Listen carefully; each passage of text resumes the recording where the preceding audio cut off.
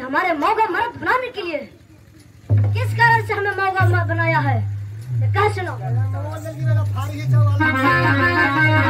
किस कारण से तू इस राज मोहब्बा में आया है, जो कह सुनो। सुनिए।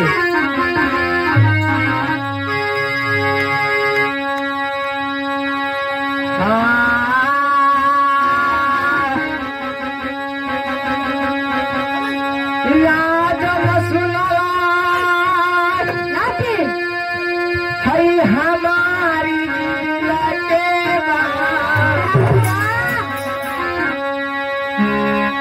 लेकिन बामनो किला में राजा आज भैंसा लेके रघुमनी कोई नहीं रजवा भैंसा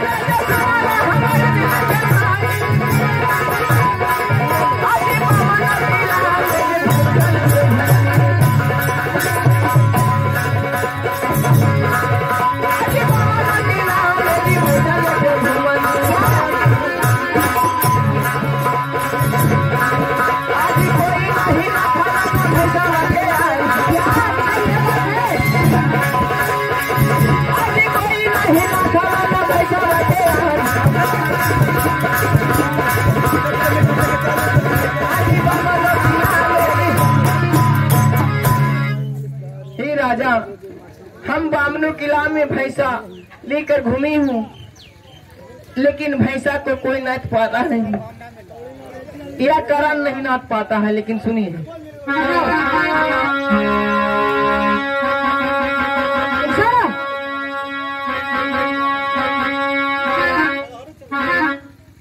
तुम भैंसा नाचने की बोल रहे हो? हाँ। चलो नाटिन मैं बोल रहा हूँ, जो ध्यान लाकर सुन। नाटिन बनी सुनला आज बिराज हमर दिबाज थोड़ा दिन शहर जाना दिन आहो नगर की महाराज आहो भैया हमर गैयान अनानी धारा के रजिरा आज थोड़ा दिन ठहर गल नाच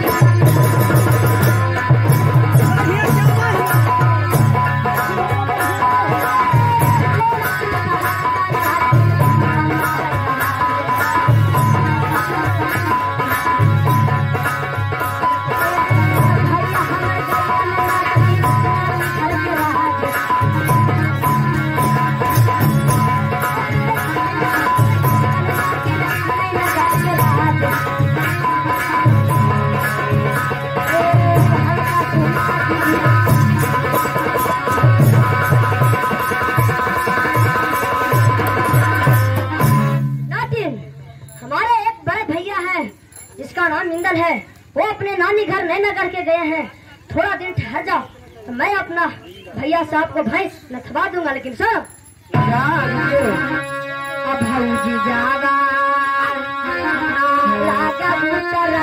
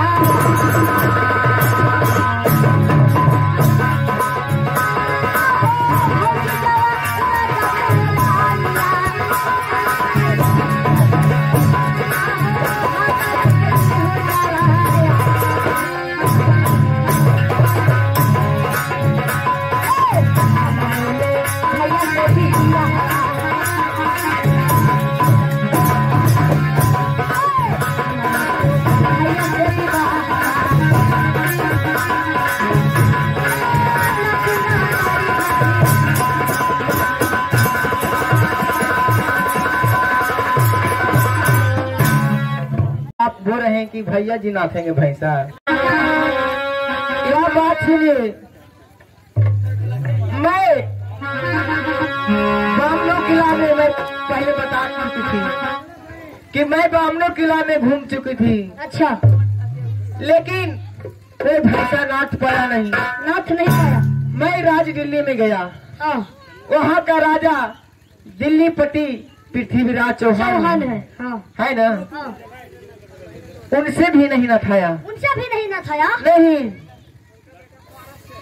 उनका बेटा पारस वो भी नहीं ना था। वो भी नहीं ना था। नहीं। ठीक है, और आगे बोलो। और मैं राज कनमज गया। अच्छा।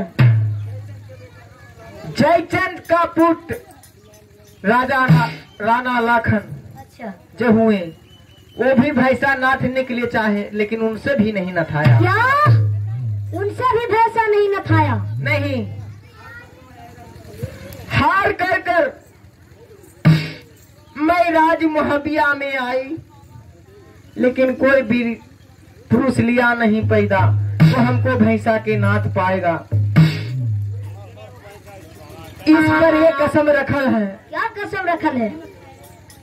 कि जो हमारे भैंसा को नाथ देंगे, जो हमारे भैंसा मनिया को नाथ देंगे, जो भानुमति से शादी करेंगे। अच्छा, शादी करेंगे, एक कसम रखा है। तो लेकिन यही तो मैंने कहा कि मेरे भैया, बड़े भैया इंदर जी गए हैं नयनगर के राज, उसको आने दीजिए तो वो भैंस को नाथ देंगे। लेकिन क्योंकि हमें रिश्ता में लग जाइएगा, भौजी लग जाएगा। लेकिन सुनिए, लेकिन रंगा ले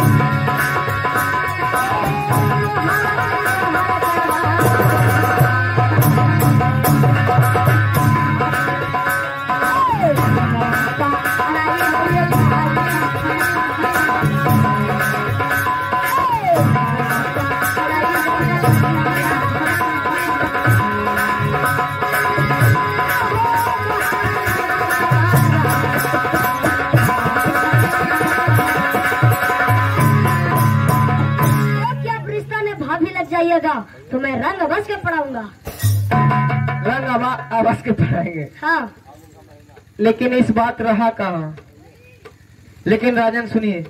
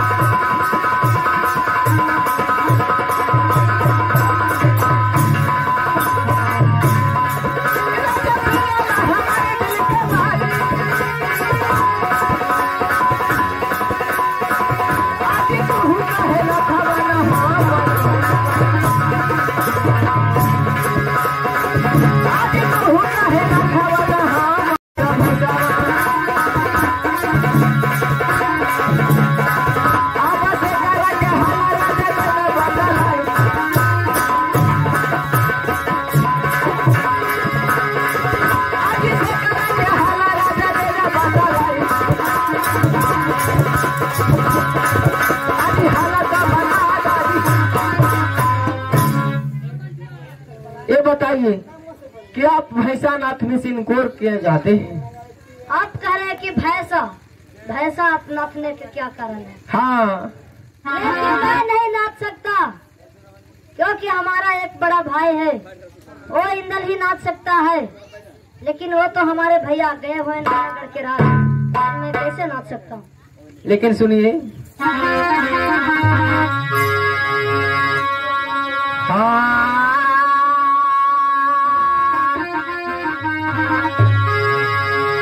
लेकिन बहुता बड़ैया राजा सुनली राज मोहवा जे बनल छतरी बसेरन महाबिया के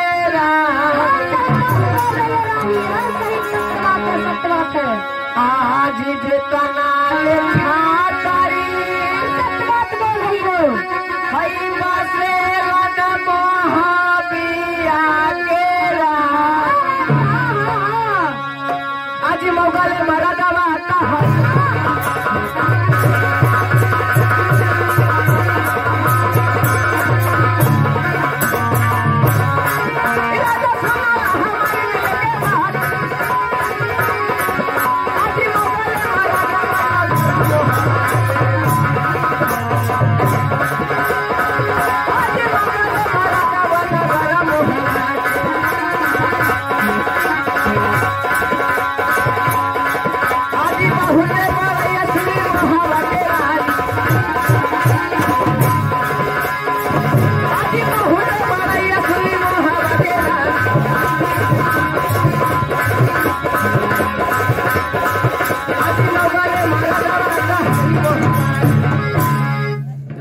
राजा साहेब, अरे जा हम बड़ा सुना होली कि राजमोहवा में जितना छात्री पुरुष सब वीर बसते हैं राजमोहबिया, लेकिन कोई नहीं, सब मौगा मर्द हैं।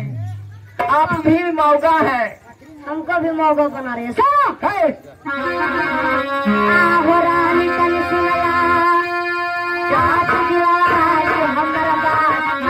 बोला बोला कड़ुआ पानी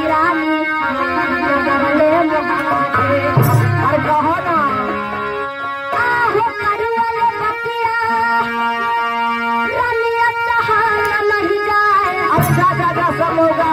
आहो करुआ ले पानी रानी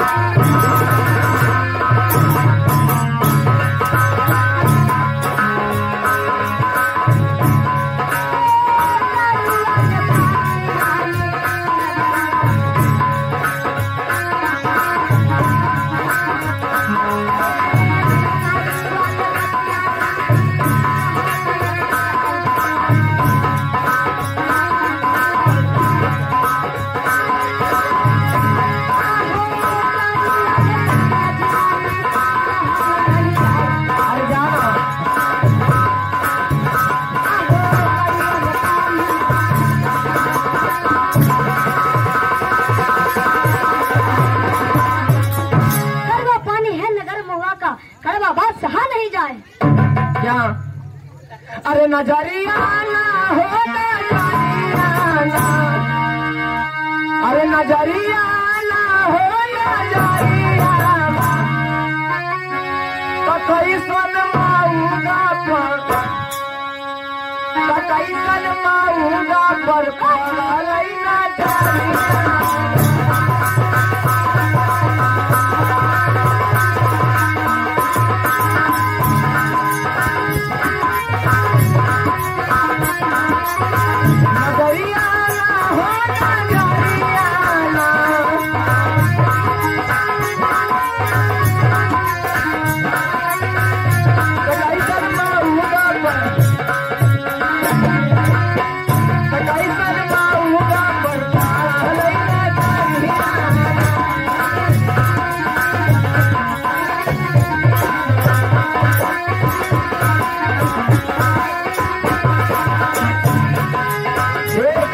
सुना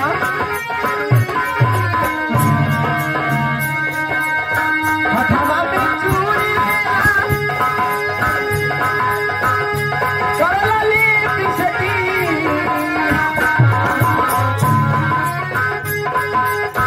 हथवा में चूड़ी करली पिछती,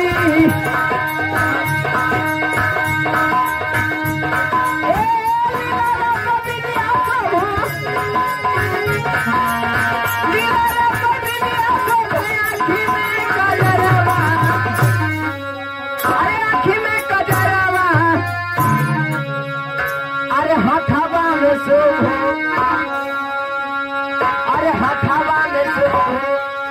हरी जोड़ा रे पायलवा, हथवा में सो जोड़ा रे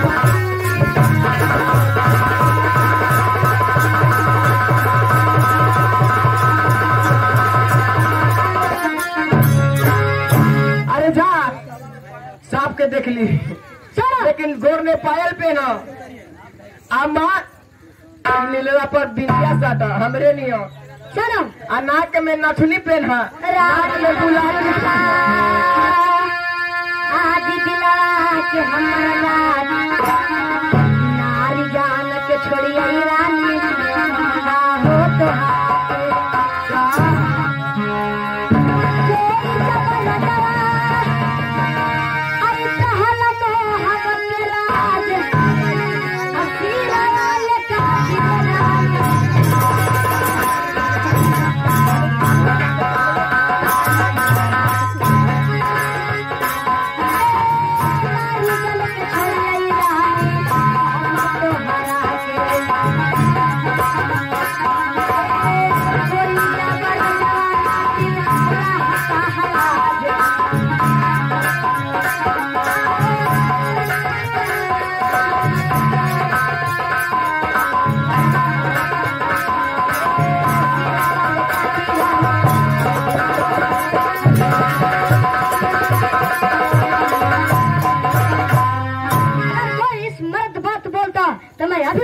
काट कर गंगा में विसर्जित कर देता रानी।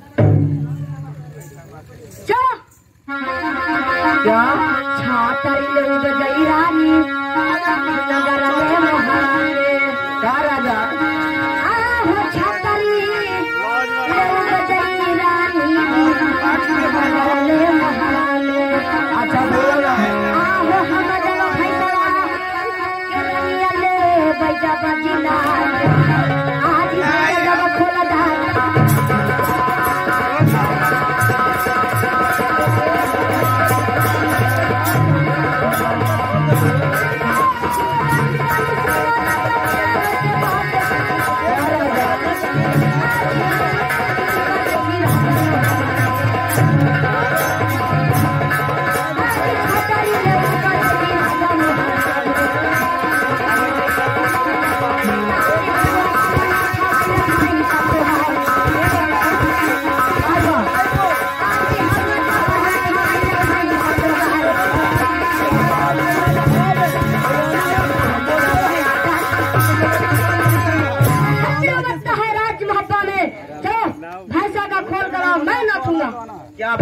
का? हाँ नाचूंगा, लो।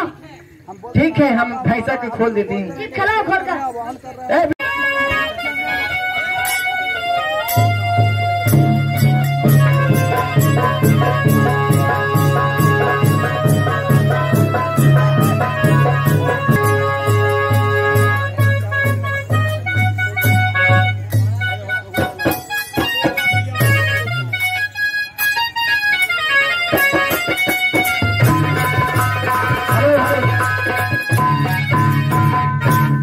अरे चढ़ल जवानी बसुला यही समैया में राजा जी। अरे चढ़ल जवानी बसुला यही समैया में राजा जी। तमाजा मारे हमारा कान्हे चला कतैया में राजा।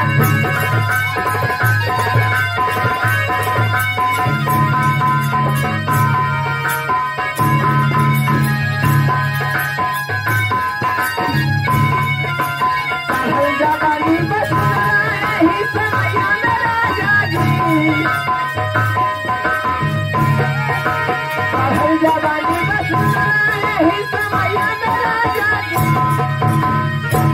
तमाजा मारे हमारा कान्हे चला कतैया में राजा।